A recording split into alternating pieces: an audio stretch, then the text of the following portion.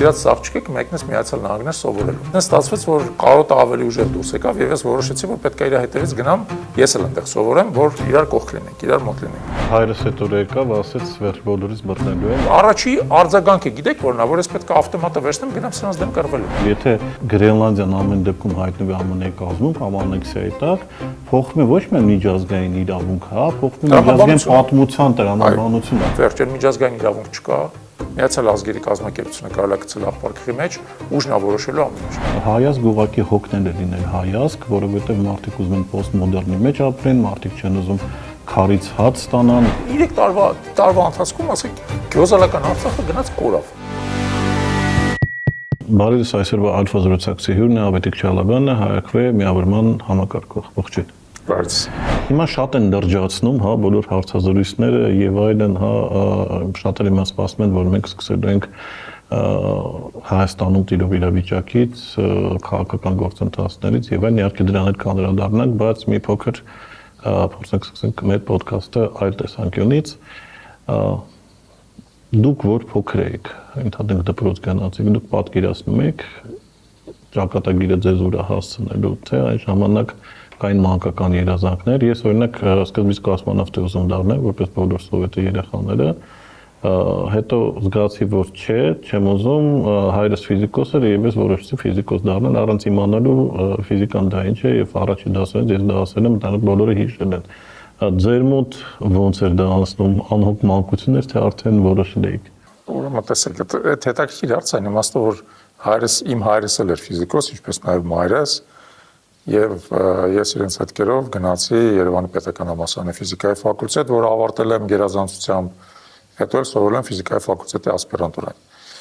Բայց այդտեղ մի հատ առանձնահատկություն կա, երբ որ ես դպրոցում էի սովորում, իմ համար այդ ընտրությունը այդքան միարժեք չէր։ Եվ ընտրությունը 3 երևի ուղղությունների մեջ էր, բնական գիտությունների, ֆիզիկայի առաջին հերթին, դա ծնողների ոնց որ ցանկություններ, արվեստի, որովհետև դպրոցում սովորած բոլոր տարիներին ես զուգահեռ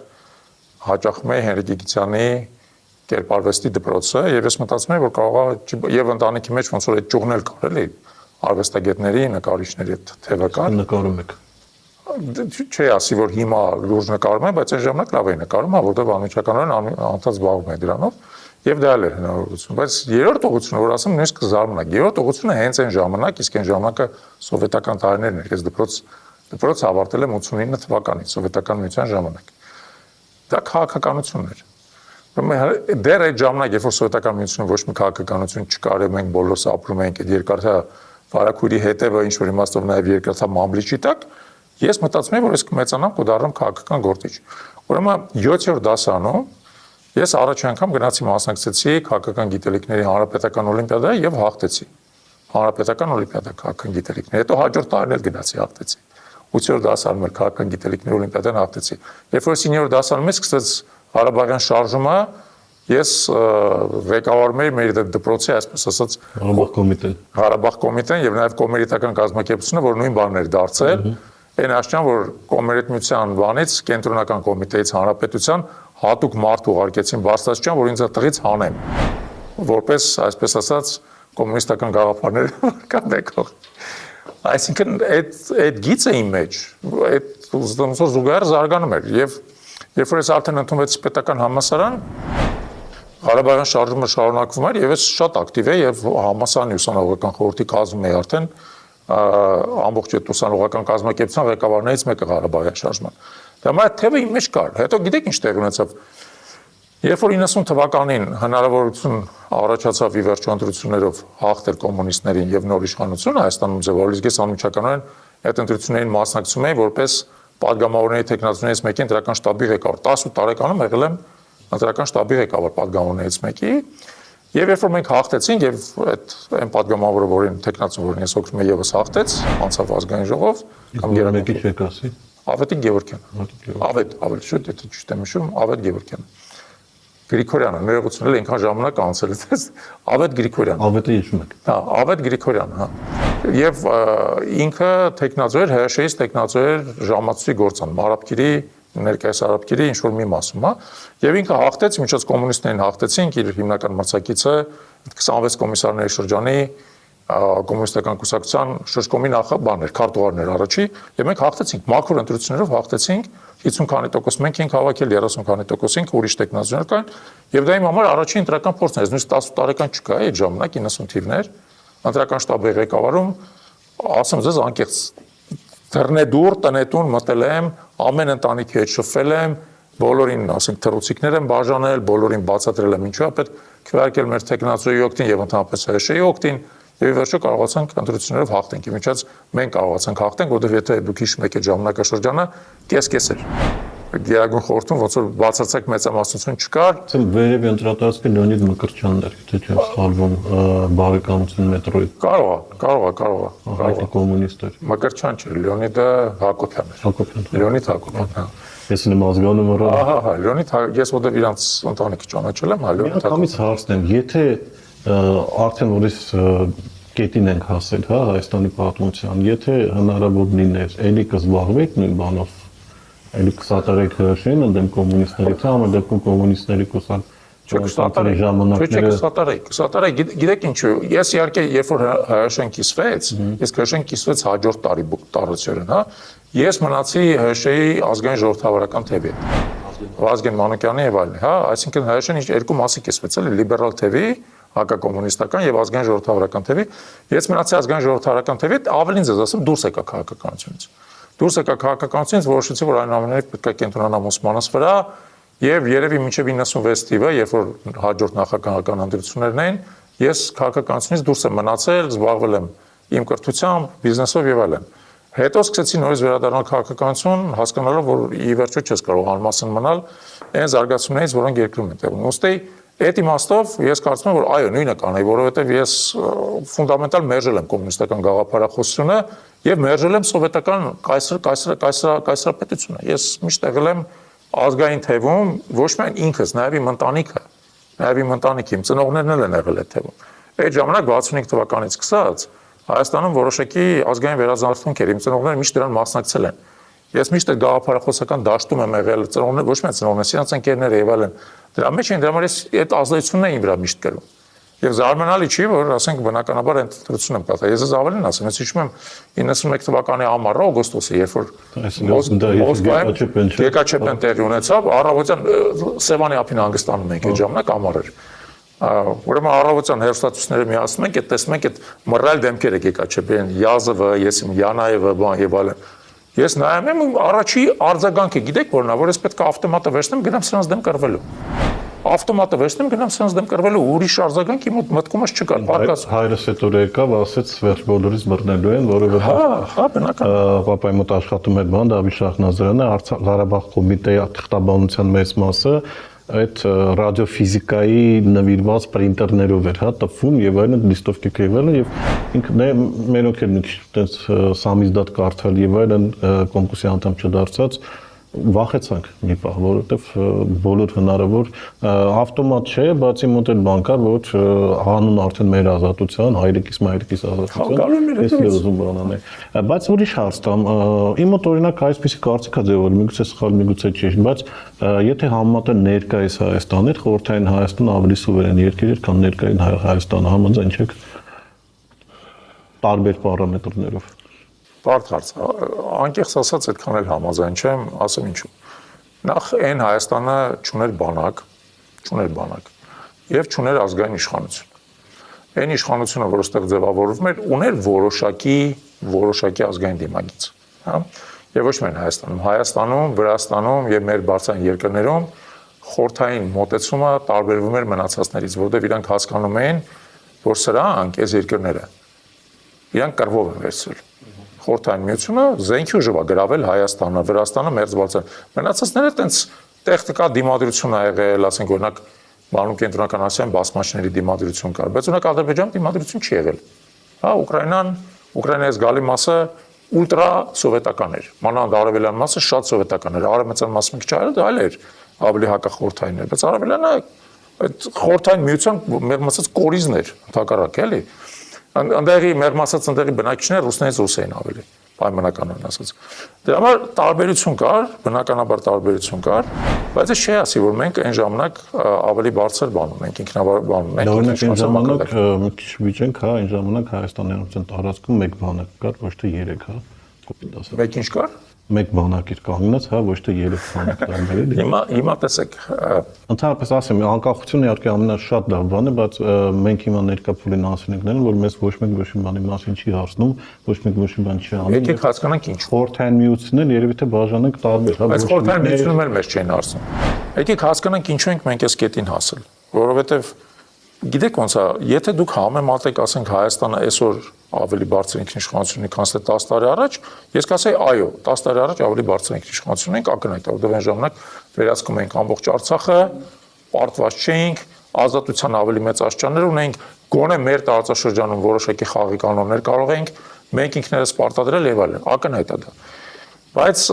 ինչու ենք մենք այս կետին հասել։ Մենք այս կետին հասել ենք ըստ էության երկու իրար վերադրվող գործընթացների արդյունքում արտաքին եւ ներքին։ Սկզբից արտաքինը ասեմ, հետո ներքինը։ Արտաքին գործընթացը նրանում է, որ խորհրդային միության փլուզումից հետո ձևավորված միաբևեռ աշխարհը աստիճանաբար վերածվում է 3 կամ նայած ոնց հաշվես։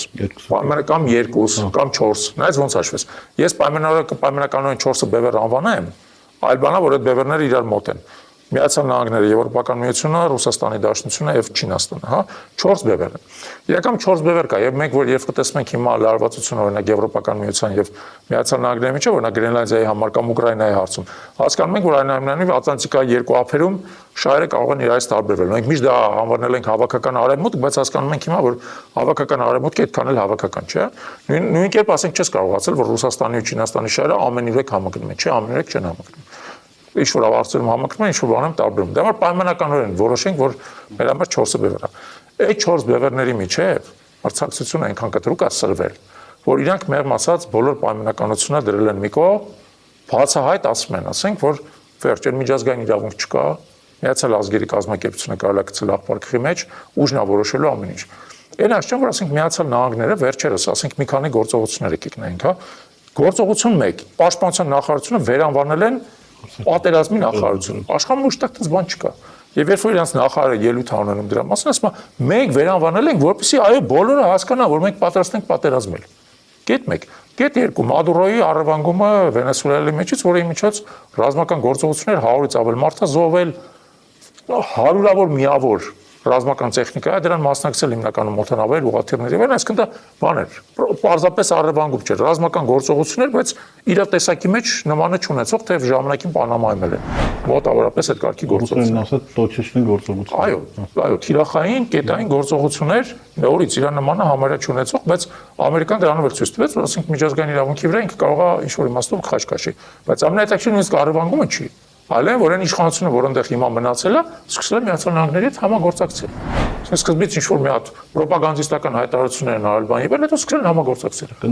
Դասիրակչական աշխատանքից հետո մի քիչ։ Այո, չէ, կարող են ասել, չէ, մինչև վերջի վենեսուելացիների կյանքը մենք պատրաստ ենք պաշտպանել մեր ինքնիշխան, չեն անում, ասում են հասկացանք, որ կանոնները փոխվել է, հասկացանք, որ Ռուսաստանը, Չինաստանը մեզ չպաշտպանեցին, հասկացանք, որ այստեղ տերը դուք եք հանձնվում են։ Եվ հիմա երրորդը Գրենլանդիան։ Երբ որ Միացյալ Նահանգներում կոնգրեսի հաստատմանը մտցված օրինագիծ Գրենլանդիայի անեքսիայի, այսինքն բռնազավթման, բռնակցման մասին։ Ու ասենք նախագահ Տրամպը ասում է, Ժորժ ջան, կներեք, էլ Գրենլանդիան մեզ պետք է, եթե ձեզ պետք չի, իսկ մենք հասկանում ենք, որ ձեզ պետք չի, որովհետև ոչ պաշտպանում եք այս ընթացքում, ոչ էլ յուրացնում եք հսկայական կազմին։ Տվեք մեզ, մենք շատ ավելի լավ կանենք։ Շատ հետաքրքիր բան ասեց, տեսեք, ինքը ասեց, հետո ինչ Գրենլանդիան ոնց է դառել Դանիայի բան, որովհետև դանիական մի նավակ եկավ Գրենլանդիա։ Մեր մոտից էլ 1000 մի նավակ գալիս են։ Այսինքն այսինքն կարծիքով շատ ավելի խորքային process է գնում, որովհետև եթե Գրենլանդիան ամեն դեպքում հայտնվի ԱՄՆ-ի կազմում կամ անեքսիայի տակ, փոխվում է ոչ միայն միջազգային իրավունք, հա, փոխվում է միջազգային պատմության տրամաբանությունը, այսինքն հիմա բոլոր երկրները կարող են ասեն հետո ինչ որ ժամանակին սենց ա եղել, սենց ա լինելու։ Այո, եւ վերադառնալով ձեր հարցին, առաջի պատճառը դա է, որ ուժային կենտրոնների միջև տեղի ունեցել որոշակիորեն նախկինում գործող պայմանականությունների ձևականությունների, այսպես ասած, չեղարկում։ Հիմա բոլորը ասում են, ուժի դիկտատա ով ուժեղնալու Ուկրաինան էս ուզում էստեից մի մատ համար չաղլիկ կտոր կդրես, գնա կդրի։ Թայվանն էս ուզում դե կպաշտպանենք, բայց եթե չկարողանանք կգնաց կվերցնես եւ այլն։ Այսինքն այդ իրավիճակն է եւ մենք ցավոք հայտնվել ենք դրա կիզակետում, որտեղ մեր տարածաշրջանը Հարավային Կովկասի իր 3 հանրապետություններով գտնվում է մի քանի ուժային կենտրոնների եւ ռեգիոնալ Ռուսաստան, Իրան, Թուրքիա եւ այդ գլոբալ Եվրոպական միություն, Միացյալ Նահանգներ, Չինաստան բոլորի հետաքրքրությունների կենտրոնում։ Մեղմ ասած բախներս բերել է էլի ճակերտներով բոլորի հետաքրքրությունների կենտրոնում ենք։ Իսկ ինչ ենք մենք ինձ ներս թողել։ Այդ երկրորդ կետն է, ներքինը։ Անում եք Չինաստանի զորքերներ գան, 4-ը քաղաքական կեն աշխարհական կենտրոնում կգնեն մեր մոտ։ Դա եվրոպացիներին զորք չի բան, հա, դիտորդները։ Ամեն դեպքում բայց հաշվի առնելով որ հիմա պատերազմները հիբրիդային բնույթ են կրում, դիտորդներն էլ հիբրիդային պատերազմի մասնակիցներ են։ Հիմա նայեք, երկրորդը ներքինն է, դա մեր ներքին թուլությունն է։ Դա մեր ներքին թուլությունն է։ Մենք անկախությանը հաջորդող տարիների ընթացքում ուժեղ ազգային պետականություն չեն կարողացել կառուցել։ Այստեղ առաջինի հետ անմիջական կապ կա։ Հիմա օրինակ տեսանք ինչ տեղի ունեցավ Իրանի հետ, չէ՞։ Մի քանի հազար մարդ է զոհվել Իրանում խժդժությունների արդյունքում։ Եվ ակնհայտ է, որ այդ խժդժությունները լուրջ աջակցություն ունեն դրսից են կենտրոններից, որոնք շահագրգռված են Իրանի թուլացման մեջ։ Բայց դա նշանակում է նույնիսկ Իրանի պես պետությունը, որի տարբերություն մեզ, ասենք մեր տարածքից ունի 50 անգամ մեծ տարածք, մեր բնակչությունից 30 անգամ մեծ բնակչություն, երբ որ հայտնվում է այդ շահերի կիզակետում եւ ազդեցությունը դրսից անընդհատ ուղղորդված կա, շատ դժվար է, իրականում շատ դժվար է ինքնիշխան պետությանն այդ բոլոր հիմքերը պահել։ Մեզ էլ է դժվար եղել, որովհետեւ անընդհատ խարխլել են։ Բայց մյուս կողմը նաեւ պետք է անկեղծորեն ընդունենք մեր ներքին թուլությունն է, եթե մենք ինչ որ իմաստով քաղաքականապես ավելի հասուն լինենք որպես հասարակություն, կարողանանք զատել նյութականը հոգևորից եւ ռազմավարականից, կարողանանք զատել կարճաժամկետ, այսպես ասած, ընտանեկան շահը, երեխեքից պահելու շահը երկարաժամկետ պետական շահից, կարողանանք զատել կրթության կարևորությունը, մեղմ ասած, նյութական սնունդի կարևորությունից եւ այլն, եւ մեր ջանքերը կենտրոնացնենք պետական համակարգը կառավարելու վրա եւ կառուցելու վրա, ոչ թե ընտանիք պահելու վրա։ Որտեւ Երևանում ամեն տղամարդու հարցը ինքն ընտանիք է պահում, բայց 1000-ից մեկն է որ պետություն է պահում։ Հասկանում եք, այդ խնդիրն է։ Մենք եկել ենք տրամաբանորեն հասել ենք այն կետին, երբ որ մեր ներսում իշխանության են եկել վատթարագույնները։ Մենք եկել ենք թե մեզ բերել են։ Դե համ բերել են, համ եկել ենք։ Որտեղ օրինակ վիճելի կետ կա, որ ասում են մարդու բարձրագույն արժեքը մարդու կյանքն է, հա, տենց սահմանության 3-րդ հատվածն է, եթե չեմ սխալվում, բայց չէ որ ավելի բարձրագույն արժեքներ էլ կային ժամանակին, հա, հավատքը, հայրենիքը, նույն ընտանիքը եւ այն արդյոք այս տիպի գաղափարները սերմանելով չբերեցին նրան, որ մարդը ձեր ասածով ասում է, ես իմ ընտանիքի մասին ավելի մտածեմ, չգիտեմ, ես իմ կյանքս պետք է գերի հանձնվեմ, չգիտեմ, ես իմ փախնեմ եւ այլն, որովհետեւ մարդու կյանքը բարձրագույն արժեք։ Հիմա նայեք, ձեր հարցը ճիշտ է, բայց ձեր հարցին արդեն պատասխանեցի։ Ես ասացի, որ այդ արտաքին գործընթացը, մեր նկատմամբ ճնշումը եւ ներքին գործընթացը, ներսից քայքայման գործընթացը, ինքնիշխանության, դրանք զուգահեռ եւ փոխկապակցված են։ Այո, մեզ բերել են սրան, բայց մենք նաև եկել ենք սրան։ Իսկ թվում է մենք ուղղակի հոգնել ենք որպես ազգ։ Ես մի հատ լավ էսի կար Դմիտրի Ալշանսկիի 21 թվականի հունիսին, երբ որ Փաշինյանը հաղթեց, ինքը գրեց, որ հայազգ ուղղակի հոգնել է լինել հայազգ, որովհետև մարդիկ ուզում են պոստմոդեռնի մեջ ապրեն, մարդիկ չեն ուզում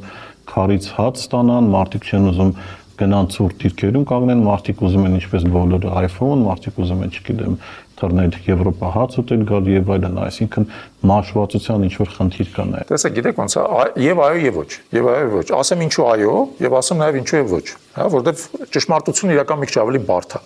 Եվ այս ընթացքում բնական է, ես եմ կարդում այդ կարգի հետազոտություններ, մարդիկ փորձում են ինչ-որ իմաստով սխեմատիզացիա անեն եւ ներկայացնել, որ ամբողջ հայազգը ինչ-որ մի ընդհանուր տրամաբանության մեջ է։ Տենց չի, մի ընդհանուր տրամաբանության մեջ չի։ Տարբեր տրամաբանությունների մեջ են ազգի տարբեր հատվածները ապրում։ Հիմա նայեք, նույն ճնշումը, որ կա մեր վրա, կա նաեւ Վրաստանի վրա։ Նույն բացարձակ նույն ճնշումը կա։ Մեր դեպքում է ճնշումը ավելի մեծ, որովհետև կա Թուրքիան, որը ավելի ուղղորդված է մեր վրա ճնշում, բայց Թուրքիան Վրաստանի վրա էլ է ճնշումը։ Պետք չի մտածել, որ Վրաստանի հետ կապված իրանք ախորժակ չունեն։ Ուղղակի գուցե վրացիներին ցեղասպանելու նպատակ չունեն, բայց ճնշումը գոյություն ունի։ Հիմա վրացիները դիմադրում են, թե չդիմադրում են։ Դիմադրություն կա, ու դուք տեսնում եք այդ դիմադրությունը, որոշակի պայմաններում այդ դիմադրությունը նաև աճում է։ Այսինքն արտաքին ճնշումը կա, դա գործոն է եւ մեզ փոքրում են, փորձում են մաշացնել եւ հոգնածնել, բայց դրան հակադրվում է ներքին, այսինքն ներսից ճնշումը դեպի դուրս։ Ներսից ճնշումը դեպի դուրս ես ենթադրում եմ, որ մեր մոտ ավելի քիչ է, քան օրինակ Վրաստանում, այս պահին։ Բայց որտեղ նախկինում էլ ավելի շատ ա եղել։ Վրաստանը չէ կոնֆլիկտներով անցել, պատերազմներով, կորուստներով եւ այլն։ Եվ այն ժամանակ իրանք չեն դիմացել ճնշման, ասենք Աբխազիան հանձնել են, Օսեթիան հանձնել են եւ այլն, հա։ Հիմա եթե մենք այդ ամեն ինչը իրար հետ համեմատում ենք, կարելի ասել, այո, հայ ազգի վրա քան որ այդ ճնշումը անընդհատ կա եւ կա ոչ թե վերջի 30 տարին, կներեք, Համիդյան ջարդերից սկսած փորձում են մեր քոքը կտրել։ Փորձում են մեր քոքը կտրել, մեր ազգը դիմադրում է, կորուստներով, անընդհատ կորուստներով, երբեմն փոքրիկ ձեռքբերումներով, երբեմն մեծ կորուստներով եւ այլն դիմադրում, բայց ցած անընդհատ ցած սեղմվում է շագրենի կաշվի պես։ Մեր պատմական արեալը, բնակության արեալը երբեք այնքան փոքր չի եղել, ոնց որ հիմա։ Անընդհատ սեղմվում է։ Արցախը կորցնելուց հետո մենք կներեք 11000 քառակուսի կիլոմետրով պակասեցինք մեր բնակության արեալը, հա։ Ով ուզում է, ինչ ուզում է ասի, պակասեցինք, դա փաստ է, հա։ Հիմա այո, մեր ժողովրդի զգալի մասը հոգնել է, ասում է թողեք ես հանգիստ ապրեմ։ Բայց այդ բոլորը չեն, եւ ես մարդկանց հետ որ շփվում եմ, ես տեսնում եմ, որ այդ տենց ասողի կողքը կա այն մարդը, որը գիտակցում է, որ չկա տենց բան, որ թողեք հանգիստ ապրեմ։ Թողողը ով է, թողողը ես ու դուք ենք, թողողը դրսից է, դրսից է ճնշումը, եթե դրսից է ճնշումը, դու ունես երկու տարբերակ, կամ այդ դրսի ճնշմանը դիմադրես, կամ այդ դրսի ճնշմանը հանձնվես։ Միջանկյալ չկա որ թողեք հանգիստ ապրենք։ Չի թողելու։ Թուրքիա պետք է մեզ թողի հանգիստ ապրենք։ Ինչի՞ պիտի թողի։ Դες պատճառ չկա։ Ինքը անընդհատ ճնշումը շարունակել է, ճիշտ է։ Փաշինյանի խոստումը այդ հասկանում եք, Տրամպի WhatsApp-ի զանգը։ Այդ անիմաստ կեղծիք է, անիմաստ։ Թուրքիան կամ Ադրբեջանը, կամ նույնիսկ Իրանը, կամ նույնիսկ Ռուսաստանը, մնացած ուժային կենտրոնները ամեն մեկ իր ձևի մեջ մեր վրա անընդհատ ճնշում է գործադրելու։ Իրանց մոդելն է տենց։ Իրանք եթե քո վրա անընդհատ ճնշում են, նորից եմ ասում, երկու ձև կա, կամ դու դրան դիմադրում ես, ըստ խելքով ես դիմադրում։ Պարտադիր չէ երեխեքիդ անընդհատ, այո, գցես մսաղացի բերան։ Կամ խելքով ես դիմադրում, դաշնակցելով, այդ ճնշումները իրար դեր հակադրելով, իրար դեմ խաղացնելով նաև եւ այլն, հա։ Կամ հանձնվում ես այդ ճնշմանը։ Մեկի հասկանանք, հանձնվել ինչ է, որ պատմության մեջ եղել է, չէ՞ որ հանձնվել ենք։ 1920 թվականին հանձնվել ենք, թուղթը ստորագրել ենք։ Մեծ սկզբից Ալեքսանդրապոլում ենք ստորագրել, հետո մի հատ Երևանում ենք ստորագրել, չէ՞։ Հանձնվել եք, ինչ եղավ։ Երկիրը կես արվեց, այն կեսը տրվեց Թուրքիային։ Այնտեղ էլ Հայաստան չկա, Հայաստանի հետք չկա ընդհանրապես, հա։ Գնացեք, տեսեք, ասենք, բա, լավ, կարծում աստվածածային եկեղեցու պատերը մնացել են, բայց այդտեղ հայության հետք չկա։ Մոսկիթա դարել։ Իսկ այս կողմը մնացել էր Հայաստան, բայց ասենք մենակ այն պատճառով, որ Խորհրդային Միությունը իր ամբողջ էությամբ որոշել էր, որ պետք է ազգային քաղաքականություն իրականացնի, հանրապետություններ ստեղծի, եթե ռուսական կայսրությունը վերականգնվեր, այս մասն էլ ռուսացվելու էր։ Բայց ուղղակի Խորհրդային Միությունը ուրիշ տրամաբանության մեջ էր աշխատում, դրա համար այստեղ մնաց ինչ-որ Հայաստան։ Հասկանում եք։ Հիմա եթե դու գնաս նորից հանձնվես, ախիկիկ հարց տանք, այդ ում ես հանձնվել։ Այս անգամ կարող է բախտանիշ չբերի նույնիսկ։ Հա, ում ես գնաս Թուրքիային ես հանձնվել, որ հանձնվես, ինչ անելու, մտածել ես։ Ինչ անելու։ Դրա համար են մարդիկ, որ ասում են թողեք հանգիստ ապրենք։ Ես այդ մարդկանց ասում եմ, թողողը ես եմ։ Ես գիտեք ինչ եմ նկատել,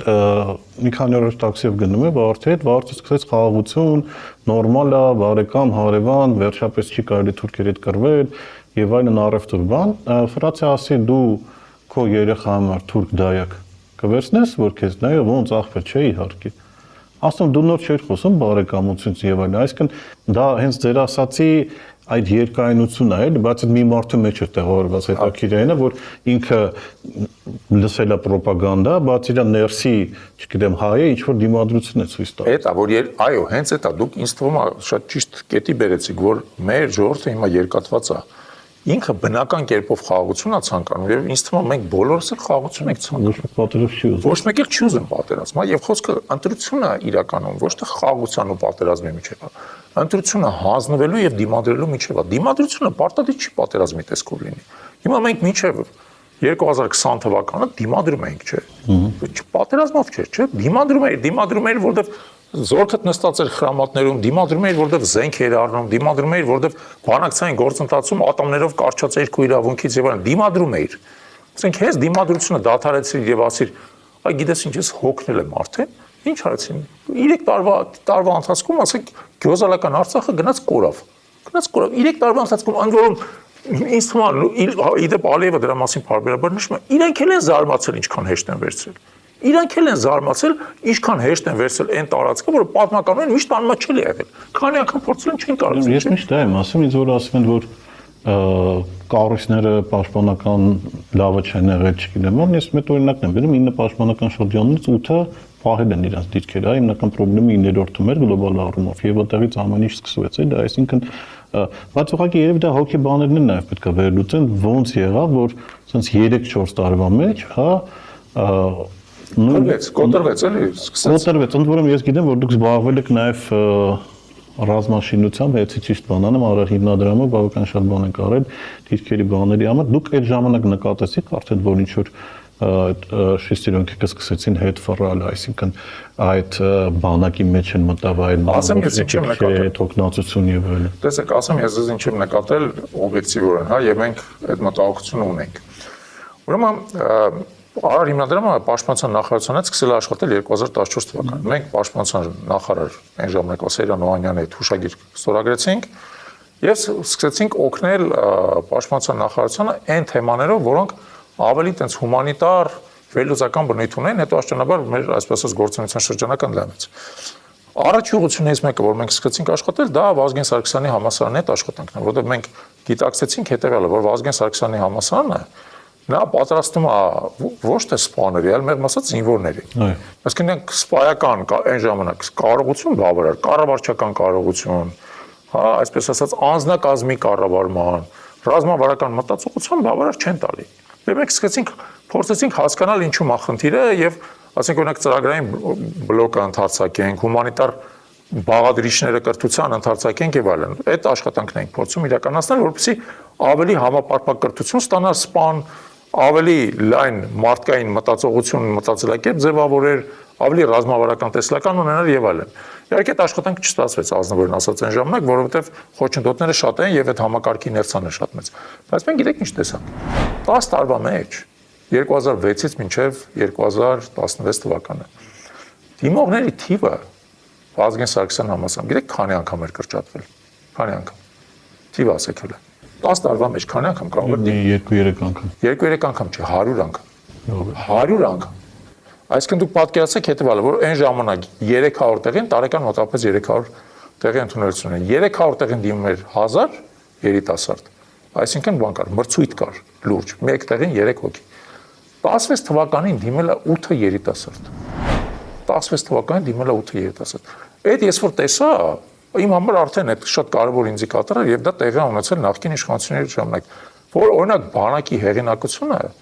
անընդհատ ընկնում է, ռազմական մասնագիտության հեղինակությունը ընկնում է եւ դա պատճառ ուներ։ Այդ մի պատճառ չէր, մի քանի պատճառ էր։ Մի պատճառը էր, որ տնտեսությունը երբ որ այդ ընթացքում աշճանաբար զարգանում էր, այլ ընտրանքները ավելանում են երիտասարդների համար, հա, եւ գրավչությունը այդ մասնագիտության նվազում էր եւ դա օբյեկտիվ էր։ Դա օբյեկտիվ էր, բայց սուբյեկտիվ էր, որ պետությունը ոչ մի բան չէր անում, որ ռազմական մասնագիտության գրավչությունը քաղաքացիական մասնագիտություններին զուգահեռ գոնե բարձրանար։ Վարձատրությունը, հանրային պրեստիժը, տեխնոլոգիական, ասենք, գրավչությունը, ծառայության պայմանները եւ այլն։ Չէր անում, որովհետեւ փող չէր դրվում դրա մեջ։ Ես ես փաստ ասեմ, ասենք հիմա մենք ռազմական բյուջեի մասին բարբերաբար խոսում ենք ու դժգոհում ենք եւ արդարացիորեն, հա, որ այս տարի ռազմական բյուջեն նախորդի համեմատ կրճատվել է։ Նախորդ տարի եղել է 1.7 միլիարդ դոլար, այս տարի կարծեմ 1.4 միլիարդ դոլար, հա, դժգոհում ենք։ Բայց կներեք, այն ժամանակ 0.4 միլիարդ էր։ 0.4 միլիարդ էր, ու այդպես ֆիքսված է, տարվա վրա 400 միլիոն դոլար փող էր ծախսում։ Հա, այն ընթացքում գնաճ է տեղ ունեցել բան եւ այլն, բայց փաստը այն էր, որ նույնիսկ մեր համամասնությունների մեջ մեր ամբողջ ժողովուրդը հավատում էր նրան, որ ամբողջ բյուջեն գնում է պաշտպանությանը, բայց իրականում տես չէր։ Պաշտպանության համար շատ փոքր ռեսուրսներ են գնում, չհաշված որ բյուջեն էլ էր փոքր։ Եվ մենք աստիճանաբար մեր կարևորագույն հենասյուները ազգային պետության, որոնց մեկը բանակն է, հա, միակը չի, բայց կարևորագույն հենասյունը։ Դրա մեջ անընդհատ թեր ներդրում կատարելով այնքան թուլացրեցինք ռազմական մասնագիտության պրեստիժը, գեներալ լինելու պրեստիժը եւ այլն, որ ի վերջո մենք հնարավորություն բացեցինք, որ այսօրվա իշխանությունը կա լծվի դրա մեջ եւ վերջնական քանդի հետ, վերջնական։ Բայց այդ վերջնական ավերումը տեղի ունեցել ժամանակի ընթացքում, երբ որ թուլանում էր ինքը ու դարձավ շատ խոսելի։ Դե այս ուղղակի գազ են տվել, հա, շատ արագացված։ Վերջի բանը որ նկատել եմ, նույնիսկ բարձրաձայնել եմ մի քանի տեղ, որ մեր կոնտրակտինգները գերադասում են Սարից իջնա գնալ դառնալ ոստիկան, հա, քան բարձրանալ սա եւ բայց վաղուց համատարած process էր, քանի անգամ ազանգել եմ, քանի անգամ բան եմ արել, հիմա էլ այս process-ն է գնում, ուրիշ հարցը մելի փոքրիկ կեսագրության մեջ մտնենք, ինձ միշտ հետաքրքրում է, հա, առաջինը ինչի ֆիզիկան թողեցիք։ Որովհետեւ ես իմ օրինակով ասեմ, մեր կուրսում մոտ 110 հոգի էր ֆիզիկա ավարտել, շարունակել է ֆիզիկով 5-6 հոգի, բայց մնացածները լավ ծրագրավորող, ֆինանսիստներ, բիզնեսմեններ եւ այլն, այսինքն ավելի հետաքրքիր բան դարձավ, չգիտեմ, ավելի հետաքրքիր բան գտակ, թե բայց ես եմ լավ մասնագետ դարձել։ Դե իհարկե, հա։ Ես պատմեմ։ Եվ որպես շարունակություն, հետո դուք դարձաք բավական հաջողակ, չգիտեմ, ֆինանսիստ, կոնսուլտանտ, բիզնեսմեն, եւ այդ ամեն ինչը թողում եք ու վերադառնում եք այստեղ։ Իրոք իրենց բաժանենք էլի, որովհետեւ ժամանակային մեր ֆիզիկայի լեզվով ասեք կվանտովի սկաչոկներ են, հա, ձեր մոտ։ Դրանց միջև 25 տարվա տարբերություն։ Մեկ եղել է 90-ականների կեսերին, մյուսը եղել է 2000-ականների կեսերից։ Եկեք առաջի հարցին պատասխանեմ եւ այդտեղից շարունակենք։ Տեսեք, ես ֆիզիկայի ֆակուլտետ, ինչպես դες ասացի, ընդունվել եմ ընտանեկան ավանդությունը շարունակելով եւ գերազանցությամբ եմ ավարտել ֆիզիկայի ֆակուլտետը։ Ինչ ուղղություններ։ Տեսական ֆիզիկա։ Ես զբաղվում եմ, ասենք այսպես ասած, ամենաբարդ ոնց որ մասնագիտացմամբ տեսական ֆիզիկայով ես զբաղվում եւ գերազանցությամբ ավարտել եմ ֆիզիկայի ֆակուլտետը։ Խնդիրը հետեւյալն է, որ ես ֆիզիկայի ֆակուլտետը ավարտել եմ 94 թվականին։ 94 թվականը, երբ որ ես ավարտեցի, ավարտվեց Արցախյան պատերազմը, առաջ զուգահեռ։ Եվ երկիրը տարածորեն փլատակների մեջ էր։ Տարածորեն փլատակների մեջ էր։ Ես ընդունվում էի ֆիզիկայի ֆակուլտետ, լրիվ այլ պայմաններում, երբ որ բազմաթիվ ինստիտուտներ կային, մարդիկ ֆիզիկայի ֆակուլտետը ավարտում էին։ Ծաղկում էր երկիրը։ Այո, այդ ինստիտուտներում աշխատել, ասենք Երևանի ֆիզիկայի ինստիտուտը, տիեզերական ճառագայթման ինստիտուտը, լազերային տեխնիկան եւ այլն, այդ հսկայական ինդուստրիա էր Հայաստանում։ Այդ որ դուք ասում եք 110, մեր կուրսում 130 ուսանող կար։ Իսկ ամեն տարի հələ կողքից ռադիոֆիզիկայի ֆակուլտետ կար, մանկավարժական ինստիտուտներ պատրաստում, գեոֆիզիկա եւ այլն, այսինքն այդ հսկայական ինդուստրիա էր ֆիզիկան եւ դրա հարակից տեխնոլոգիական ոլորտները։ Այն բանը, երբ որ ես ավարտեցի, ուղղակի փլատակների մեջ էր դա, ֆինանսավորում չկար, այդ ինստիտուտներից գալու կամ չէին աշխատում, կամ աշխատում էին արտասահմանյան գրանտերով, իրանք ոչ մեկ աշխատանքի չէին ընդունում ոչ մեկի եւ այլն։ Դրա համար իմ մոտ բարդ երկընտրանք էր, ասենք ես կարայի գնայի օրինակ ատոմակայանում աշխատելու, բայց ատոմակայանը դա ասենք իմ կարողությունների շուտ փոքր մասի օգտագործումն էր։ Նույնիսկ առաջարկ ունեի գնալու ատոմակայանում աշխատելու եւ փոխարենը էլի ծնողներս ինձ համոզեցին, ասին արի գիտես ինչ ընդունվի ասպիրանտուրա շարունակի, տենանք ինչ կլինի։ Մինչև Երևան ինչ կլինի, բայց այդ մինչև Երևանը շատ արագ սկսեց Երևանը, էլի, որովհետեւ իմ հետաքրքրությունը բիզնեսի նկատմամբ էր։ Բիզնեսի նկատմամբ ինչ որ դա ոլորտը նոր էր բացվում։ Սովետական միություն չկար բիզնես որպես այդպեսին, կային ցեխավիկներ, այսպես ասած, բայց այդ մի քիչ մեղմ ասած բիզնեսի աղավաղված տեսակ էր, էլի, զարտուղի սպեկուլյացիա եւ այլն։ Իսկ այդ ժամանակ սկսեց, ասենք, նորմալ բիզնես բացվել, երբ որ դու կարող ես օրինակ խորհրդատվությամբ։ Ես 95 թվականից արդեն Հայաստանում ապրելով զբաղվել եմ խորհրդատվությամբ։ Խորհրդատվական ընկերությունում եմ աշխատել, ասպիրանտուրայում սովորելով զուգահեռ։ Հետո ուրիշ խորհրդատվական ընկերությունում, հետո երբ որ ասպիրանտուրան ավարտեցի, ընդունվեցի էկոնոմիկայի նախարարությունում աշխատելու որպես գլխավոր մասնագետ, 1.5 տարվա ընթացքում, տեսեք, գլխավոր մասնագետ ընդունվեցի, մի տարուց դարձա վարչության պետի տեղակալ, եւս կես տարուց վարչության պետ։ Շատ արագ կարիերա արեցի եւ եկա այն գիտակցության, որ այնուամենայնիվ իմ հետաքրքրությունը դա ոչ թե գիտությունն է ճշգրիտ, այլ բիզնեսի գործարար եւ պետական կառավարումը եւ որոշեցի, որ այդ ուղղությամբ պետք է գնամ։ Այդ արդեն դարձավ ինչ որ իմաստով ընդունված որոշում։ Եվ հետագա կրթությունս էլ եւ այլն արդեն կապված է եղել Ինչ մնացիք պետական ապարատում։ Դա հետաքրքիր հարց է։ Որտեղ շատերը զգտում են պետական ապարատում։ Տեսեք, ես պետական ապարատում շատ արագ, այսպես ասած, կարիերա արեցի։ Տարածորեն 1.5 տարվա ընթացքում դարձա վարչության պետ, 26 տարեկան է, երբ որ դարձա վարչության պետ, եւ դա բացառություն էր էկոնոմիկայի նախարարությունում, որ նաեւ տես բավական պահանջկոտ նախարարություն էր, էլի, իմ բոլոր գործընկերները ինձ զուգահեռ ինձ 10-15 տարի մեծ էին։ Ես շատ արագ սրընթաց դարձել էի։ Իսկ ինչ որ խանդի տեսարաններ բաներ էս ջայնում։ Խանդի տեսարաններ շատ կային, բայց դրան շատ չանադառնեք, բայց ամենատեղ զավեշտականը հետեւյալն է, էլի, որ ես դարձա վարչության պետ, բայց այնպես ստացվեց, որ սիրած աղջիկ մեկնես Միացյալ Նահանգներ սովորելու։ Եվ ես մտածում եմ, դե որ ինքը գնա, հետ կվերադառնա եւ այլն, բայց նա ստացվեց, որ կարոտը ավելի ուժեղ դուրս եկավ եւ ես որոշեցի, որ պետք է իր հետևից գնամ, ես էլ այնտեղ սովորեմ, որ իրար կողք լինենք, իրար մոտ լինենք։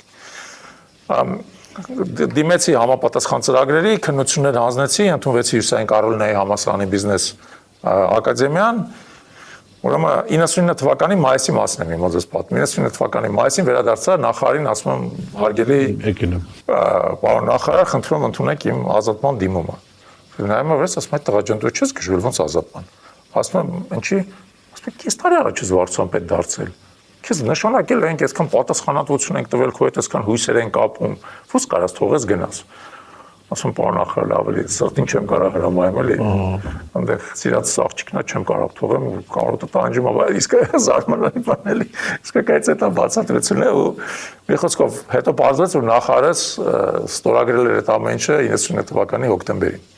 չէր ստորագրում այդ դիմը բայց ես իսկապես այդպես ստիպված եղա թողեմ աշխատանքը գնամ սովորելու եւ ասեմ ձեզ որ դա ճիշտ ընտրություն էր ինչի որովհետեւ դա ինձ հնարավորություն տվեց առաջինը ֆունդամենտալ կրթություն ստանալ բիզնեսի եւ էկոնոմիկայի մեջ բիզնես, էկոնոմիկա, ֆինանսներ, կառավարում եւ այլն, էլի 2 տարի շատ ինտենսիվ կրթություն էր, շատ Հյուսիսային Կարոլինայի համալսարանը աշխարհի 50 լավագույն համալսարաններից մեկն է, իսկ բիզնես դպրոցը աշխարհի լավագույններից մեկն է։ Լավագույն 20-ից 20-ի մեջ է մտնում, էլի։ Եվ դա ինձ հնարավորություն տվեց ֆունդամենտալ կրթություն ստանալ, որտեղ մինչև այդ ցենց հատվածական էին գիտելիքներս, ինչ-որ բան գիտեի, ինչ-որ բան չգիտեի, իսկ դա բերեց նրան, որ ասենք Հայաստանում այդ ժամանակի համար հիմա բնականաբար երիտասարդներ կան, որ ինձ այնց ավելի առաջ են անցել, բայց այդ ժամանակի համար լավագույն մասնագետներից մեկն է դարձել։ Եվ դա նաև նոր հեռանկարներ բացեց, պրոֆեսիոնալ հնարավորություններ, նոր հեռանկարներ եւ այլն։ Եվ ես կարծում եմ, որ այդ հնարավորությունը ես բավական արդյունավետ կարողացա օգտագործել։ Հիմա վերադառնամ ձեր հարցի երկրորդ կողմին։ Դուք վերադարձեք Հայաստան, թե Ես վերադարձա Հայաստան ամուսնացանք։ Սիրած աղջիկը հետ ամուսնացանք եւ միջև հիմա ընտանիք ենք, 4 երեխաներ ունենք եւ այլն, բայց դրանից հետո ես մեկնեցի Մոսկվա աշխատելու McKinsey ընկերությունում։ Սովորաբար ինչ-որ մեծ տեղ ես գնում, հետո շատ բարդ է վերադառնալ փոքր տեղ, որ ռուսի ասած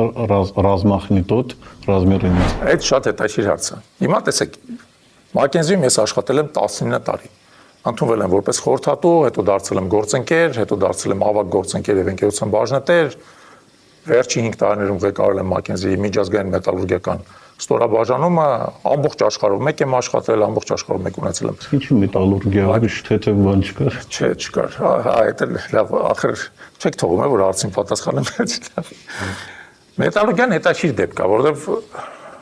Չէ, գիտեք ինչի համար եմ ասում, ինքը կա ձեր ինչ-որ ստեղծված պատկեր, հա, ինչ-որ լուրջ, ֆինանսիստ, բիզնեսմեն եւ այլն, քաղաքական գործիչ ու մետալուրգի է։ Բայց մետալուրգիան լուրջ չի, մետալուրգիան շատ լուրջ է, բայց մի փոքր է։ Մետալուրգիան շատ լուրջ է։ Տեսեք, ասեմ ինչպես է դա տեղի ունեցել։ Եթե դա հետաքրքրում է, դա ասեմ։ Երբ որ ես 2001 թվականին եկա աշխատելու McKinsey Մոսկվայի գրասենյակում, McKinsey գլոբալ ընկերություն է, որը Միացյալ Նահանգներում է ստացվել, բայց գրասենյակներ ունի հիմա Ռուսաստանում չունի պատերազմի պատճառով, բայց այդ ժամանակ ուներ ամենուրիկ։ Երբ որ ես եկա աշխատելու, դու աշխատում ես այն հաճախորդների համար, որոնք կան այդ գրասենյակում։ Դու չես ընտրում սկզբից։ Սկզբից ասենք աշխատում ես այն հաճախորդների համար, որ կան։ Իմ առաջի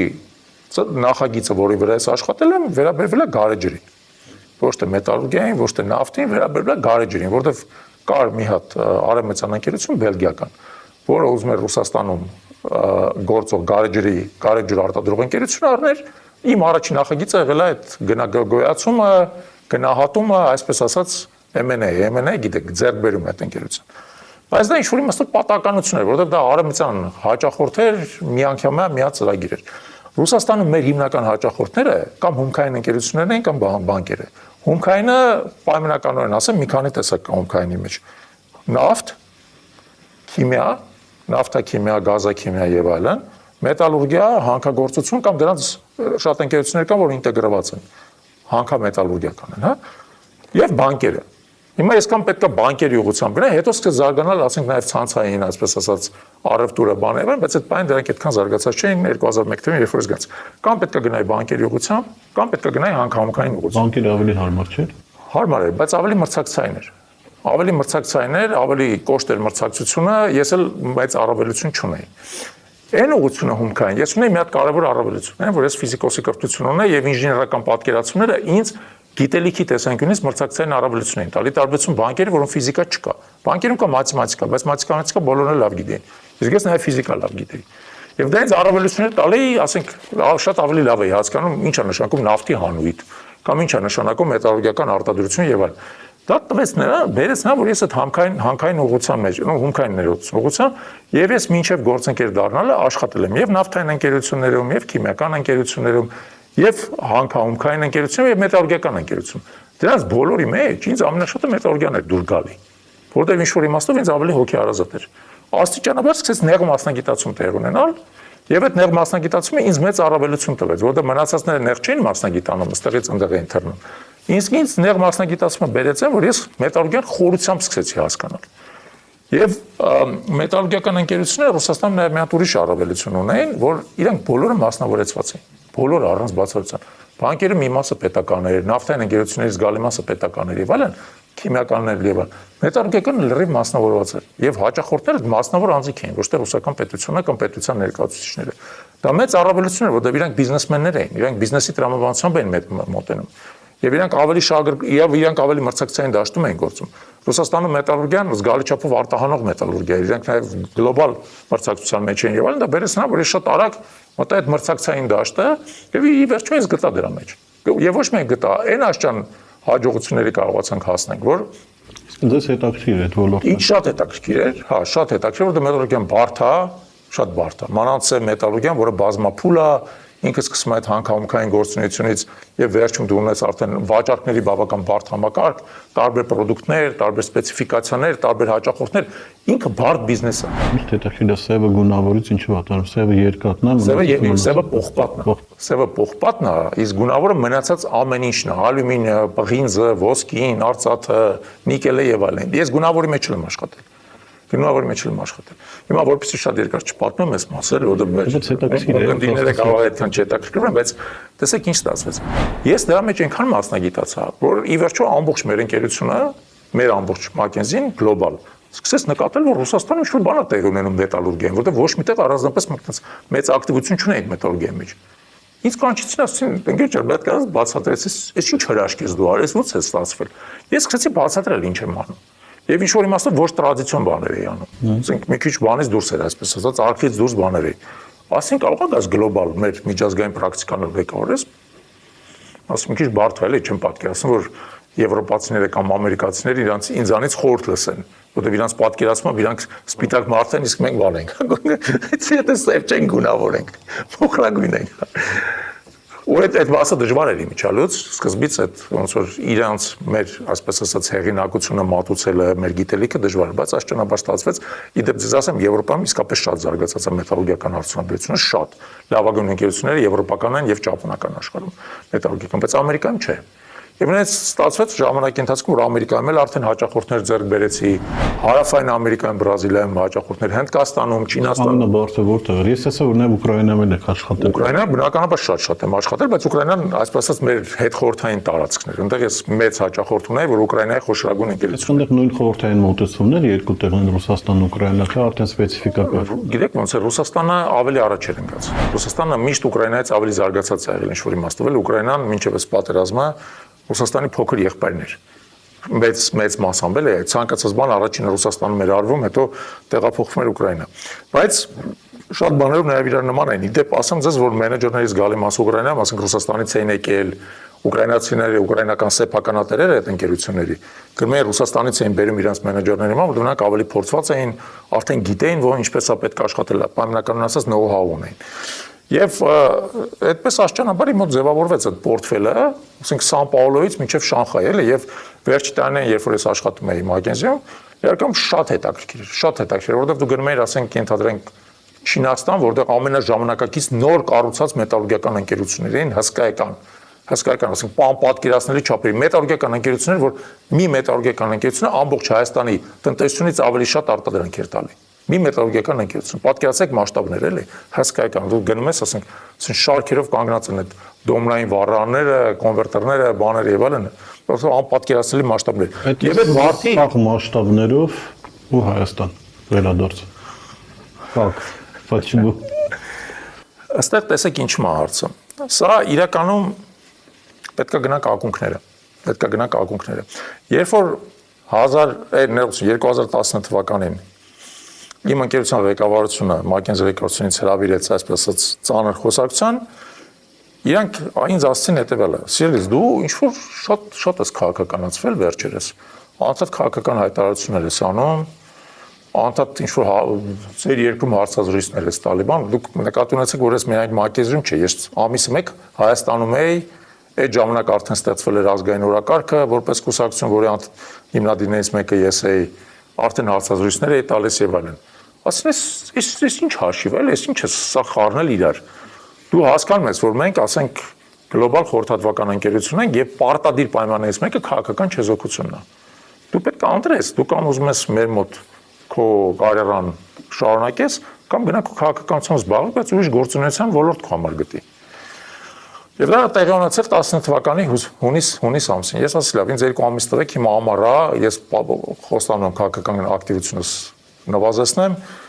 իմ համար մտածեմ, որովհետև եւ ընկերություն եւ իմ աշխատանքն իմ համար շատ թանկ։ Ի վերջո ես ամեն ինչի մեջ այդ պայմանությամբ 18 տարի ժամանակ էի դրել, 2001-ից մինչև 2019 թվական։ Եվ իմ համար թանկ է իմ հայրենիքը եւ իմ քաղաքացիական դիրքորոշումը եւ այն ամեն ինչ որ տեղի ունենում է, որ իմ հայրենիքն անկեղծ ասած վտանգված է։ 18 թվականից հետո Հայաստանը վտանգված էր։ Դուք էլ ես էլ հիմա հրաշալի հասկանում եք, բայց ես այն ժամանակ էլ հասկանում որ հայրենիքը վտանգված է։ Որտեղ երբ որ միտեղ եկել են իշխանության ինչ որ այսպես կոչված հեղափոխական ուժեր, որոնք եկել ու ամեն ինչ քանդում են, բնական է որ երկիրը վտանգված է։ Եվ այդ ընտրությունը բարդ ընտրություն էր։ Ես 2 ամիս այդ 19 թվականի ամռանը հուլիս-օգոստոս ամիսներին տվայտանքների մեջ էի։ Դե մի կողմից դու ստեղծել ես իսկապես մեծ բիզնես ես ստեղծել, աշխարհով մեկ անուն ես քեզ վաստակել, գործերդ բացառապես հաջող են գնում, ասենք մի հատ բիտ չկա։ Այդ ժամանակ նոր այսպես ասած գնահատականս էի ստացել, դե ամեն տարի գնահատում ենք անցնում, գնահատականս ասենք մի նախորդի նկատմամբ մի բանով այսպես ասած մի խազ բարձրացել էր եւ այլն։ Այսինքն այդ իմաստով ամբիտ վիճակ էր, իդեալական վիճակ էր, այսպես ասած իմ պրոֆեսիոնալ հաջողության բանի վրա է գտնվում, պլատոյի վրա է գտնվում։ Բայց մյուս կողմից մտահոգությունը շատ լուրջ էր Հայաստանի համար, շատ լուրջ էր։ Եվ ես այդ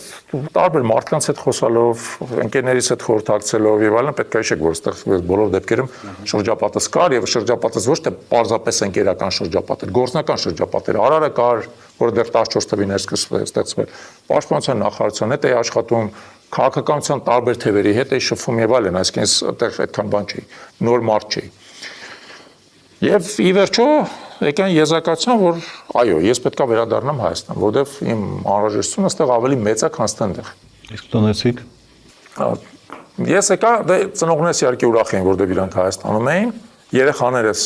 դժգոհ էին, որովհետև իրանք ծնվել մեծացել էին Մոսկվայում, իրանք համար դա մեծ, այսպես ասած, ոնց որ բան էր լինելու, այտենց խախտում էր լինելու, էլ իրանք բանի հարուրայի, բանի եւ այլն։ Կինս ի պատիվրեն ասաց, ոնց ճիշտ ես համարում, որովհետև Չէ, դուք իրան մոտ գնացել ասում եք ամենը, ինձ թվում է արաբների տեսքով չի տեղի ունենում, բայց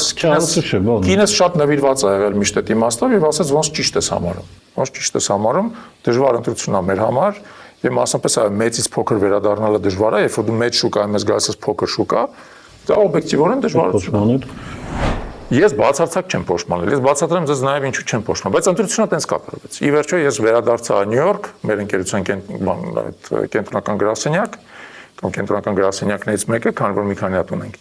Ասի ես իմ ընտրությունը կատարել եմ, մի անգամից դեմքները բացվեց, որ մտածում եմ, որ երևի մնալու եմ, ասին, հա եւ ինչ, ասի որոշել եմ դուրս գամ ընկերությունից։ Նույն իրավիճակներ ոնց է Հայաստանի հետ էկոնոմիկայի նախարարությունը։ Հա, բայց 25 տարի հետո էլի, մեկը մյուսից հետո, հա, գիտեք, ասեմ ձեզ էլի, երբ որ կյանքում կանգնում ես դժվար ընտրությունների առաջ, ամենավատն է, որ ընտրություն չես կատարում։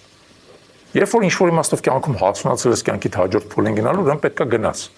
Պետքա գնաս, որովհետև եթե դու մնում ես կյանքիդ նախկին տրամաբանության մեջ, մեղմ ասած ժողովրդական խոսքով սկսում ես յուղ վառել։ Ես չէ ուզում յուղ վառել։ Ես ուզում եի կյանքիս այդ մի էջը արդեն շրջեի, որպես հաջող էջ, որով կարող եմ հպարտանալ, որը ինձ շատ բան ա տվել եւ որը շատ արժեվորում է մինչեւ հիմա, այս տարի դեպ Մակենզիի 100-ամյակն է,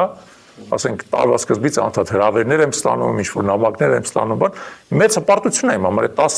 100 տարուց 19-ը ես անցկացրել եմ այդ ընկերության հետ եւ իսկապես որոշակի վաստակ ունեմ ընկերության կայացման մեջ, իհարկե շատ համեստ բնականաբար, բայց որոշակի վաստակ այդ ընկերության կայացման մեջ լինելով այդ ընկերության բաժնետերից մեկը, ղեկավարներից մեկը եւ այլն, բայց ես հասկացա, որ այդ էջը պետքա փակել, գնալ հաջորդ էջին, իդեպ այդ էջը բավական երկար է տևել։ Այնպես չէ՞ որ ես 3 տարի աշխատել եմ, հետո թռել եմ մյուսը նայեցան, չէ, 10 տարի այդ ընկերության մեջ աշխատել եմ։ Նայեք, վերադարձեք Հայաստան, սկսեցիք քաղաքական գործունեություն ծավալել, ու ինչ-որ թորնիկ երեսից, հա, կալանք, բանտարկություն եւ այլն։ Եկել է թորնիկ երեսից չէ, Նիկոլի երեսից։ Եկեք պատճառ եւ հետևանք իրար հետ չխառնենք։ Այդ Նիկոլի կազմակերպված բաններ, սադրանքներ։ Թորնիկը տեղ ընդամենը կներեք էլի այդպես։ Դե Փոքրիկ բան ա եղել, գործիք ա եղել իրանց ձեռքում։ Հիմա իրանց հետ միասին եկեղեցու դեպք պայքարում։ մնացիք։ 3.5 ամիս։ Ասեմ ձեզ, որ միակ պահը, որ ես մտածում եի, որ իսկապես գուցե սխալվել եմ, հենց այդ պահն էր, երբ որ առաջի անգամ հայտնվեցի բանտում, կալանավայրում էլի, եւ սկզբից որ դուք ձեզ տանում են առաջի շաբաթը ձեզ պահում են այսպես կոչված կարանտինային բլոկում։ Կարանտինային բլոկը հակասանիտարական, կեղտոտ, շուրջ զզվելի տեղ է, էլի։ Եվ երբ որ դու այդտեղ գտնվում ես այդ կարանտինային բլոկում, ասում ես լավ էլ ինչի հետ եմ փոխել, էլի։ Նույնիսկ բան է, էլի։ Դրա համար եմ ուզում ասեմ, աբսուրդային է, ասենք, որ փոխում ես հա, լրիվ շատ, դե Հայաստանը արդեն դեղ է, բայց Հայաստանի մեջ էլ կարանտինային կամերան ավելի դեղ է, հա, շատ ավելի դեղ է։ Այդ պահին դու մտածում ես, ասում ես, արա լավ է, իմ ձեռով ինձ բերեցի գցեցի փորձանքի մեջ, էլի։ Բայց ասեմ ձեզ, որ գիտեք ոնց է, հիմա ես Հայաստան տեղափոխվեցի ընտանիքիս հետ 2020 թվականի սեպտեմբերի 26-ի գիշերը, առավոտյան սկսեց պատերազմը։ Դա զուգադիպություն էր։ Այնպես չէր, որ ես գիտեի, որ չէ, ես հասկանում եմ, որ պատերազմը սկսել է, բայց ես չգիտեի, որ ես սպասում, բայց կգամ ու այդ առավոտյան կսկսել է։ Բայց գիտեք անկեղծ ես ասում էլի, եւ դուք առաջինը չեք, որ ինձ հարցնում եք, չես փոշում, բացարձակ չեմ փոշում, բացարձակ, ինչի, որովհետեւ այս ամբողջ ընթացքում եւ անցնելով փորձությունների մեջով, եւ անցնելով ստրեսի մեջով մեծ, եւ անընդհատին վրա ստիպվածնելով շատ մեծ պատասխանատվություն վերցնել եւ այլն, ես ապրում եմ լիարժեք կյանքով։ Ես ապրում եմ այն կյանքով, որը համապատասխանում է իմ առաքելությանը։ Իմ առաքելությունը փող աշխատելը չի։ Իմ առաքելությունը ֆունդամենտալ իմաստով կապված է իմ հայրենիքի հետ։ Իմ առաքելությունը իմ հայրենիքի հավերժության, հավիտենականության հետ է կապված։ Ես ծառայում եմ այն նպատակին, որի համար ես աշխարհ եմ եկել։ Ես այդ հարցն եմ ուզում տալ, դուք ամեն ինչ թողեցիք, եկաք, հա, այստեղ երբ դուք կհամարեք, որ ձեր այդ առաքելությունը կատարված է, այսինքն այլ ռուսերեն ասած можно выдохнуть, այսինքն ինչ պետք է լինի Հայաստանում, Հայաստանի շուրջ կամ ձեր քաղաքական գործունեության մեջ, որ դուք ասեք, հա, հանուն դրա արժեր ու չգիտեմ, նստեմ սկսեմ մեմուար գրել կամ չգիտեմ ինչ որ ուրիշ բան ասել, որտեղ հոգին անհանգիստ է, դա պատկերացրեցի, հա։ Ես ուզում եմ այդ պահը, երբ որ ես զգամ, որ ես հանգիստ եմ, ես կգնամ վանք որպես չգնավոր, որպես միաբան, որպես չգնավոր։ Իմ համար ես արդեն որ պահնա լինելու, որ այդ է պահնա, երբ որ երկրի համար էլ անհանգստություն չկա։ Չկա անհանգստություն։ Դու հասկանում ես, որ երկիրը այնքան ամուր է, պետությունը այնքան ամուր է, իր ինստիտուտները այնքան ամուր են, ժողովրդի ինքնագիտակցությունը այնքան է բարձրացել, որ իր համար կարող ես չանհանգստանալ, ու առնվազն քո կյանքի ընթացքում, որովհետեւ կարող է 100 տարի հետ նորից խառնվի, հասկանալ է։ Բայց դու հասկանում ես, որ քո երկիրը, մեղմ ասած, կաշայից վերածվել է ընդհակառակը, ասենց ամուր ադամանդի։ Քարածուխը պատկերացնում եք, չէ՞։ Ադամանդն էլ եք պատկերացնում, երկուսն էլ ածխածին է։ Բայց ադամանդը ունի կուր ներքին կառուցվածք, իսկ քարածուխը չունի։ Հիմա մենք քարածուխի ենք նման։ Ասենց որ ուժեղ սխմես, սա կփլվի։ Ադամանդը չես կարող, ուզում ես ծանր մուրճով խփի, չի ջարդվում։ Իսկ երկրի հանգստության մեջ ձեր տոկոսը, հա, ինչքան է լինում։ Ինչքան ուզում ես 0.000։ Ոնց եք դուք ձեզ տեսնում, որտեղ գիտեք ոնց է շատերը ինչ որ համակարգ են ստեղծում, հա, հետո մտածում են ամեն ինչ օքեյ մի կողմ են քաշում, համակարգը սկսում է սխալ։ Այսինքն տեսեք, ես ես ընթացքում դուք ես ձեր ապրած, ներդրած, կորցրած, հավաքած եւ այլն որպայն հանգիստը դուք մեջ ինչ որ լինելու եք Չէ, այ հանգիստը զգում երբ որ դու մեջը կարած չլինես տեսեք ես ես ընթացքում Հայաստանում ստեղծել եմ երկու համակարգային ինստիտուցիոնալ կառույց մասնակցել եմ ստեղծմանը հիմնադրմանը եւ զարգացմանը հա որտեղ մենակ չեմ ստեղծել յուրաքանչյուր դեպքում ես դա ստեղծել եմ գործընկերներիս հետ եւ իմ մոտեցումը միշտ գործընկերային է եղել ցանկացած լավ բան դու պետք է ունենաս գործընկերներ եթե դու չունես գործընկերներ նշանակում է քո ստեղծածը կամ անհասկանալի է մարդկանց համար կամ ընդհանրապես սխալ է Կարող է ճիշտ է, բայց անհասկանալի է։ Հիմա ես երկու կարևոր նախաձեռնության եմ մասնակցել, մյուսները չեմ ասում, որովհետև ավելի շատ եմ մասնակցել, բայց երկուսը որ կարևոր են։ Մեկը Արար հիմնադրամն է, մյուսը Հայակվինը։ Արար հիմնադրամը իր 10-ամյակը արդեն տոնել է անցյալ տարվա սկզբին եւ շարունակում է արդյունավետ աշխատել։ Եվ դա կներեք, ինձ որոշակի շատ փոքր իհարկե, որովհետև Արար հիմնադրամի, այսպես ասած, նաև մասշտաբ այդքան մեջ չի, բայց որոշակի բավարարվածություն է տալ։ Ինչու, որովհետև կարողացել եմ ստեղծել ինստիտուցիոնալ կառույց, առաջին 5 տարիներին ես եմ ղեկավարել այդ կառույցը որպես հոգաբարձությունների խորհրդի նախագահ եւ ընդհանրապես ասած հիմնական նախաձեռնողը դրա 2019 թվականին դադարեցրել եմ իմ պաշտոնավարումը որպես հոգաբարձությունների խորհրդի նախագահ, դարձել եմ հոգաբարձությունների խորհրդի անդամ։ Հիմա ուրիշ թարմացված է, ոչ թե ուրիշ ավելի թարմացված թիմ, շարունակում է ղեկավարել այդ կառույցը եւ շարունակում է արդյունավետ աշխատել։ Դա մեկ, եւ դա այն այսպես ասած մոդելն է, որը մեզ որոշակի բավարարվածություն է տալի։ Այ նույն մոդելը, եթե մենք կիրառենք Հայաքվեի նկատմամբ, հա, եթե Հայաքվեն կարողանա ինստիտուցիոնալ իմաստով հասնի այն կետին, երբ որ ինքը առաքելությունը իրականացնում է, իր առաքելությունը դա նոր ազգային իշխանության ձևավորումն է եւ Հայաստանը այս համակարգային ճգնաժամից հանելն է։ Այսինքն ինքը իր առաքելությունը իրականացնում է։ Մենք կարողացել ենք դաստիարակել առաջնորդների նոր սերունդ այնտեղ, նոր սերունդ։ Ես կարողանում եմ մեղմ ասած այդ ջահը փոխանցել իրենց եւ հանգիստ գնալ վանք, հանգստանալու։ Այս ժամանակ բավարարված կզգամ։ Բավարարված կզգամ, որ հասկանում եմ պետք չի մեր խառնվել։ Կազմակերպությունը ինքնուրույն աշխատում է, ավելի լավ է աշխատում, քան եթե ես կլինեմ։ Ես բեռ եմ արդեն։ Ես բեռ եմ, եկեք այդ բեռը հանեք դրեք մի կողմ, որովհետեւ երիտասարդները ինձանից լավ կաշխատեն։ Ես որ իրանց ավելորդ խորհուրդներ չտամ, իրանք ինձանից լավ կաշխատեն։ Այդ ժամանակ ես բավարարված կլինեմ։ Իսկ այդ համակարգի գագաթնակետը վարչապետն է, նախագահն է, այդ համակարգի գագաթնակետը պաշտոններով չի։ Այդ համակարգի գագաթնակետը պաշտոններով չի։ Ես ընդհանրապես ասած պետական կառավարության մարդը մտել է քաղաքականություն, նայեք, իմ մոտեցումը այն է, որ ամեն մեկը պետք է հասկանա ինքը ինչ ուզում դառնա, որովհետև չեն կարող բոլոր ուզենան կասմանով լինեն, վերադառնալ այդ մանկություն։ Եվ ես իմ ցանկությունը պաշտոնով չեմ ձևակերպում։ Եթե ես մտնեմ քաղաքական գործընթացի մեջ, որովհետև ինչպես գիտեք, դեռևս հայտ չենք ներկայացել, թեև կներկայացնենք, ցանկացած քաղաքական պաշտոնել ես կարող եմ զբաղեցնել։ Եվ դա կախված է նրանից, թե մեր ժողովրդին ինձ ինչ մանդատ կտա։ Կուզենա որ ես լինեմ վարչապետ, պատրաստ եմ ստանձնել։ Կուզենա որ ես լինեմ պաշտպանության նախարար, պատրաստ եմ, որովհետև դրա մեջ մասնագիտացած եմ։ Կուզենա էկոնոմիկայի նախարար, դա էլ եմ պատրաստ։ Կուզենա ինչ-որ ժամանակ հետո ասենք 70 տարեկանում ինձ ընտրի նախագահ, դրան էլ եմ պատրաստ, որովհետև նախագահի պաշտոնը մեր մոտ մի քիչ ավելի, այսպես ասած, տարեց գործիչների։ Ամեն ինչին էլ պատրաստ եմ։ Ես դրանով չեմ չափում։ Ես չափում եմ արդեն ասեցի ինչով, երբ որ համոզվածն եմ, որ երկիրս անվտանգ է եւ հարատևում է։ Եվ հարատևում է, եթե նա անվտանգ է, հարատևում է, իսկ հարատևում է, որովհետև ներսից ուժեղա, կայուն է, զարգացած է։ Ես կհամարեմ, որ իմ նպատակը կկատարվել է։ Եվ թե ես այդ ընթացքում ինչ պաշտոն եմ զբաղացել, բացարձակ ոչ մի կապ չունի։ Ինչ եմ զբաղացնել։ Պատգամավոր կարամ լինեմ։ Ձեր երեխաներին կցանկանաք նույն հետաքրքիր ճակատագիր։ Ես իմ երեխաներին կցանկանաք ընդհանրապես, որպեսզի յուրաքանչյուրը իր կյանքի ճանապարհը բացի։ Ոնց որ ես եմ իմ կյանքի ճանապարհը բացել։ Իմ կյանքի ճանապարհը չի կրկնում իմ ծնողների ճանապարհը։ Ինչ-որ մի հատ հատվածում կրկնում է, իրանք էլ են ֆիզիկայի ֆակուլտետը ավարտել, ես էլ։ Բայց հետո իրանք գնացել են իրանց ճանապարհով, ես գնացել եմ իմ ճանապարհով, եւ իրանք ինձ տվել են ամենակարևորը։ Իրանք ինձ տվել են արժեքները։ Արժեքները, հայրենիքի նկատմամբ սերը, մարդասիրությունը, ամենակարևորն են տվել։ Մնացած արդեն ես եմ իմ ճանապարհը բացել։ Ես նույնը ցանկանում եմ իմ երեխաներին։ Ես չեմ ուզում իրանց փոխարեն ապրեմ, իրանց փոխարեն մտածեմ, իրանց փոխարեն աշխատեմ, իրանց փոխարեն որոշեմ, չէ։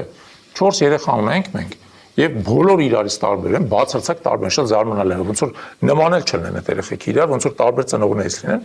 Ես ցանկանում եմ, որ իմ բոլոր երեխաները ամեն մեկը գնա իր ճանապարհով եւ ամեն մեկը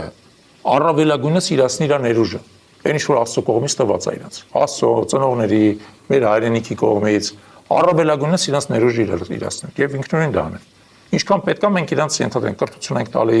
արժեքներ ենք տալի, դաստիարակում ենք բան, բայց իրանց կյանք իրանք պետք է կառուցեն, բայց երբ որ իրանք չափահասության այդ սահմանագիծ անցնում են, իրանք պետք է ազատ լինեն։ Ազատ են, իմ երեխեք ազատ են դեպք։ Շնորհակալություն։ Ձեզ եմ շնորհակալ։ Ալֆա զրուցակցություններ Հայաքվե միավորման